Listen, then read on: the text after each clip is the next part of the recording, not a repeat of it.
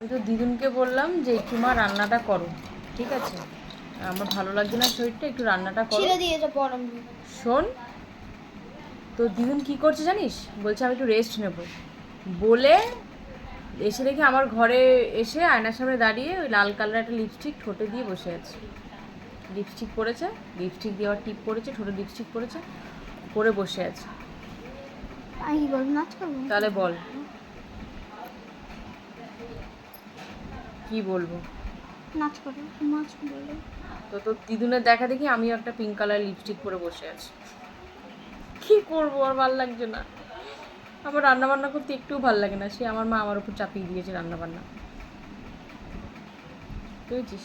তো দিদুন, ও মা এদিকে আসো, তো দিদুনের মুখটা দেখ। তো দিদুন লাল কালার লিপস্টিক পরেছে আর আমি পিঙ্ক কালার লিপস্টিক পরেছি, কাকে বেশি ভালো লাগছে বলবি ওকে?